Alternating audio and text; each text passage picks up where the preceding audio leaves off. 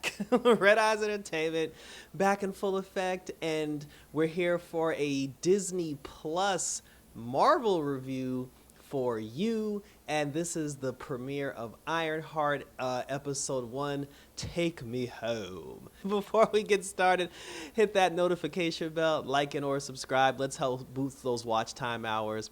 And let's get paid and let's get rolling. So, and thank you to everybody that watched my video that I did for Brooklyn Comic Con. And I hope to, have more stuff for you guys coming. Next week, I'm going to New York. Not next week, next month. I'm going to New York Swim Week. So look out for my video footage for that as well. But now we're talking about a little Ironheart. And right out the gate, before I even get into the review for the first episode, I do have to say this and get this out of the way.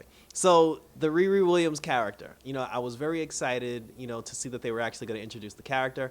I was first introduced to the character on Marvel Rising, which was the animated series. And I actually fell in love with the Riri Williams character because she was very likable, like she was a genius, she was cool and everything. And when they introduced her in Black Panther, I was immediately turned off because I was like, why is this girl ghetto as hell? And there was no reason for that. Like my personal feelings, like my personal opinion, she could have been everything that she was without being a ghetto hot mess. And the mannerisms, like the cornrows, the dry face, the way like she walks and talks and slurs her. I felt like they were trying too much to like make her like way too masculine. Like they're trying to make her too hard. There were other scenes in this first episode where she did her hair differently, wore different clothes, and she just looked like a regular, like relatable girl. But then there were other scenes where I feel like y'all trying to make her look like a dude. So aside, and then I'm like, why she ghetto as hell? I was like, but then aside from that, and that and all the box checking that they did in the episode, I'm like, I'm trying to move past this because I was like, there's a good show in here somewhere. I just got to get through this ghetto foolishness before before we could get to the episode. So, and I'm gonna bring up some other stuff too that kind of pissed me off. So now when the episode starts, she's actually at school. And she said that I guess she got one of those Stark grants that got brought up in the Captain America Civil War film when Stark had issued grants to like various members of like MIT. I guess she was one of those students that got the grant. Apparently the girl been in college for 5 years and she ain't nowhere near close to graduating. She keeps trying all her different experiments. She actually built her Iron Man suit and it's in the school, like it's there in the school. But for her to, I guess she's trying to add to it because like she said in her monologue, she doesn't have the resources that a Tony Stark did. So she's trying to basically get it how she lived. She's creating things in the lab, like in the science lab for the school, and selling them to kids to other schools so they can present them as like, projects so they can get grades. I'm like, so you helping everybody else graduate college but yourself. And then, she tried to do this one experiment where she plugged up the power source. It blew out the power in the entire building. I guess it caused a fire. Her professor got hurt. And then they expelled her.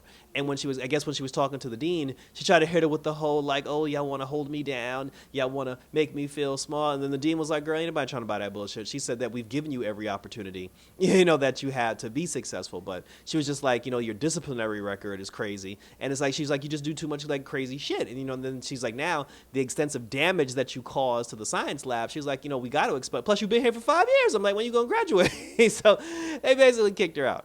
So, but before they kicked her out, because she was working on the Iron Man suit, she took the Iron Man suit and used it to fly home. The girl's from Chicago. She should have been from New York, but basically the girl went and flew home.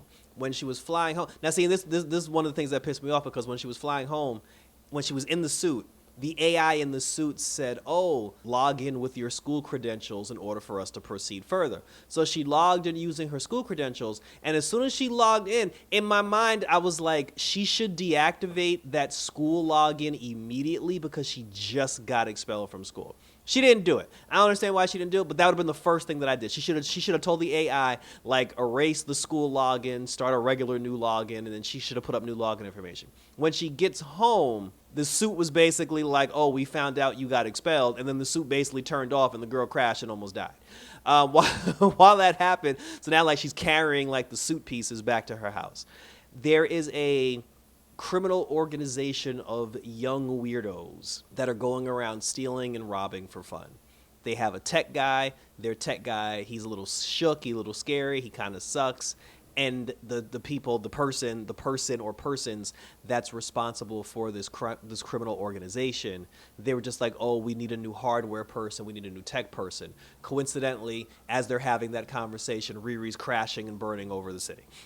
So they see her and they're just like, oh, maybe we can get Riri Williams, because obviously like she knows about this tech shit. Girl goes home. When she goes home, we meet her family. Kim from a different world is there. Nice to see her. When we meet her mama. And one of the other things that actually annoyed me about the episode was the whole thing about her daddy. Where's her actual daddy? They brought up her stepfather. We know she has a stepfather. Her stepfather was a mechanic. The stepfather had a daughter, which was Riri's like best friend, like her sister, Natalie. Like her and Natalie were like besties. But my whole thing is like, why the girl don't have an actual daddy? And that's one of the things that like pisses me, because one of the negative things I'll say about this, because I actually did enjoy the episode. Let's get to that out the way. I did enjoy the episode. You know, I only saw the first episode. I enjoyed it. I like where the episode is going so far. But I feel like they tried too hard to be black. Like, it was too much unnecessary forced black stuff. And then the whole trope about, like, her. There was no reason for her to not have a daddy. Because the thing is, the girl's a genius. Like, she's a highly intelligent. She's one of the smartest girls on the planet. Black, white, Asian, you know, everything between. She's a smart girl, period. Clearly, she did not get those intelligence from her mama. So one would believe that her intelligence came from her father. But we don't see her actual father. We see her stepfather, who's a mechanic. Okay, so we know how she learned how to build shit. She obviously learned how to build shit from her, you know, from her stepfather. But her brain, like her huge brain, where's her daddy? Like, the mechanic could have been her father. He could have been a genius. He could have been like, oh, I'm super smart, you know, but I like fixing cars. That's what I do. He could have built like jet propulsion engines and everything. She could have had a daddy. Like, she could have had like her actual biological father, because then it would make more sense to where her intelligence comes from. But we're going with the trope of her daddy ain't there for whatever reason. We don't know where her father is, but she got a stepdaddy.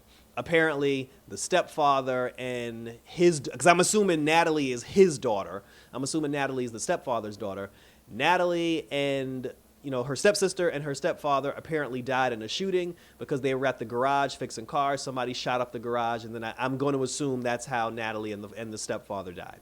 So where her daddy at? But so she's living with that. She still got that guilt. She goes home. Some random dude that apparently likes her. I don't know why, because she acts like a dude, so I don't see where the attraction is.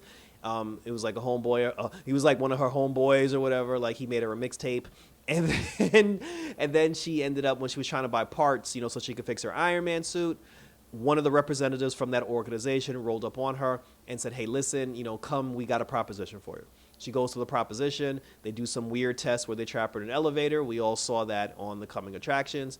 And then she breaks out, you know, she breaks out of it. And then the organization, led by this, I'm going to say Spanish dude with long hair and a weird robe, he basically told her, we need your services and we'll pay for it. Because he was like, if you want to build your shit, if you want to build your Iron Man shit, you know, you're going to need money and we can provide you with the money. So he was like, we got a job. I want you to be here tomorrow so we can pull off the job. But I want you to bring your Iron Man suit. So she has to fix it. She has less than 24 hours to fix it so she can go do the job with these people. So she's home. She was like, I don't want nobody to get hurt. He was like, you know, whatever. Actually, she said that. She was like, I don't want nobody to get hurt. And they never actually like resolved that. She ended up going home. She goes back to her stepdaddy garage. She's trying to fix the suit. And then she was doing this thing where I don't know where she got the tech for this. I don't know where she got the programming for this. I don't know how she got hold of this particular type of software. Maybe she stole it from Wakanda. But she ended up plugging the computer up to her brain. And I guess she was going to download her own consciousness into the suit. So this way, the AI that's in the suit is actually an AI of her because it runs off of like her brain waves. I don't understand. It's science. We're just not supposed to understand that. The problem is they said it was going to take 4 hours for her brain to upload into the system. So she ended up passing out and falling asleep. And while she fell asleep, she was dreaming about her stepsister, Natalie. She was having thoughts and dreams about Natalie, you know, I guess the day that she died, when the two of them were hanging out together, because obviously she misses the girl, you know, like she loved her like a sister. And all her dreams were about Natalie. The problem now is you got this thing connected to your brain that's feeding off of all your memories and all your, you know, intelligence and all your dialogue. And you've been thinking about this girl you've basically been dreaming about this girl all night. So when she woke up the next day, I guess the AI created a holographic image for whatever reason. And then when the holographic image showed up, I guess to be like, hey, I'm going to be your new AI, it ended up being Natalie. And now she's like spooked. I'm going to assume Natalie is going to be the voice in her head when she's in the suit. Natalie's going to be the AI in the suit. But the weird thing is, Natalie now is also a holographic image that can talk to her and have a conversation with her. And the thing that actually is going to annoy me about Natalie throughout this whole thing, she ghetto as hell too. Because when she was like, Natalie, is that you? She was like, who else would it be, bitch? And I was like, oh no. I was like, no. Like, can the hood ratchet shit stop? I was like, now there's two. It's like, it's bad enough Riri Williams is ratchet as hell. I was like, now there's two of y'all. So that was basically how the episode ended, with her like she passed out. Like when she saw that Natalie was there in like holographic form, the girl passed out on the floor. That was how the episode ended. And thank you for tuning in. So like I said, it's a good show. It was a good episode. I enjoyed the episode. It's just, as a black person, I'm just like, y'all laying it on a little bit too thick. You know what I'm saying? It's just like when you watch the Super Mario Brothers movie, there was a scene in the movie where Mario and Luigi did a commercial for their plumbing business, and they're supposed to be Italian, they're supposed to be plumbers, and then in the commercial, they're just like, oh, stop to buy the Marios, and we're gonna do your plumbing, give you the pizza and the fettuccine and everything, and then when they yelled cut, Mario and Luigi just talked like two normal people. And Mario even said, no. And then like later on that night, when they were having dinner with the family, his father said to him, he was just like, yo, that was racist as hell, Mario. He was like, yo, you was trying way too hard with the Da Vinci and the fettuccine. He was just like, yo, that was too much. And I said the same thing. I was like, if they don't actually have an Italian like accents, why are they talking like that?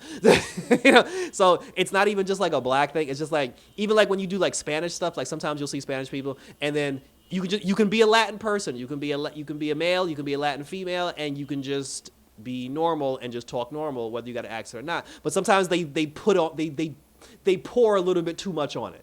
And I feel like in this, when it came with all the black folk, y'all was putting way too much on it. And I'm just like, if this is going to be like 6 episodes of some ghetto ass foolishness.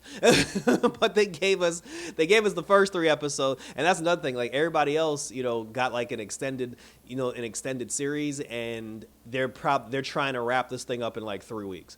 I'm also a little annoyed because as far as the Young Avengers are concerned, none of the Young Avengers ended up becoming criminals before they became heroes. I'm like, why the black girl gotta be a criminal before she become a hero? But share questions, comments, and concerns down below. What do you think of the first episode of IronHeart? Are you happy about it? Do you agree with anything that I said? And like I said, I can have this rant. I can say these things that I perceive as negative, and I can still go through all that and be like, I actually did enjoy the episode despite all the ghetto buffoonery. But let me know what you thought in the comments.